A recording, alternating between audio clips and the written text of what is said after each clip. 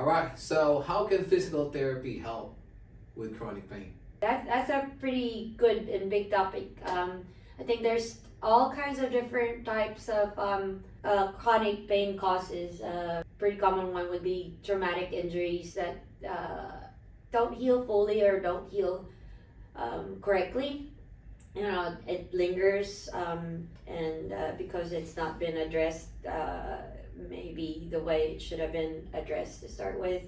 Another one would be inflammatory type of causes.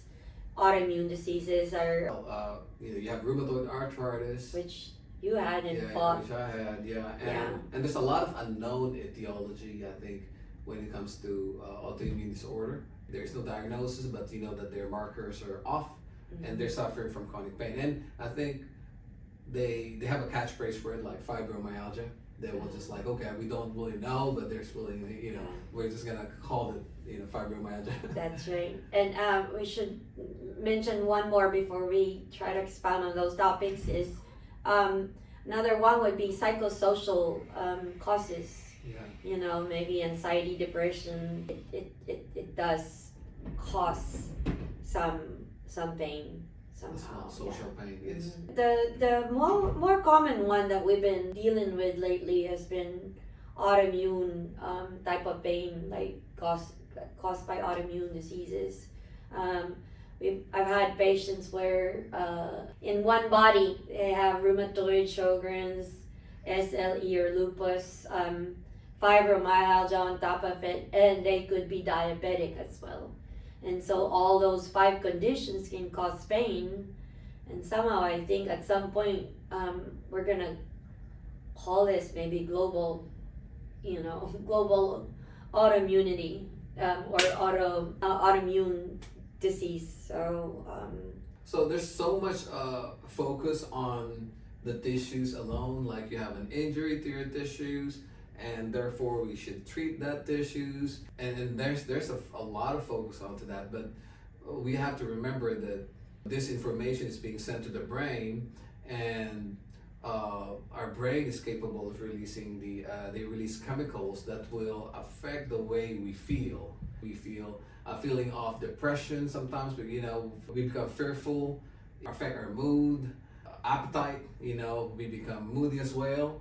And once that happens, your body continues to create chemicals that could actually make you even more sore. Your tissue becomes more sensitive and you become more tired. So you kind of enter this cycle, like a pain cycle. You just kind of get trapped there. I know there's some problem with tissues that could originate from an injury. It does affect our brain, and I think that's where the biopsychosocial comes into play. It's not just the tissue anymore. Our brain plays a huge important role. Our central nervous system plays an important role. How your brain sort of like process that pain you're feeling. It's got its own interpretation. Is that something to be fearful of? Is that something to be anxious about? Is it something that I can do this, I can beat it? It depends on how you tackle it and what you believe in, what you're gonna do with that pain. It's so hard, because when you're in pain, it affects how we do our tasks, how we perform at work, how we perform in school, because the brain is so busy interpreting all those inputs that's happening. You feel depressed, you feel tired, you feel moody, and all that kind of stuff. So the brain is just like boom, is throwing all kinds of signals. So it is hard. I think that part of the physical therapy needs to be focused more on the what we call the pain neuroscience. It has come into play more than just apply or addressing tissue issues alone.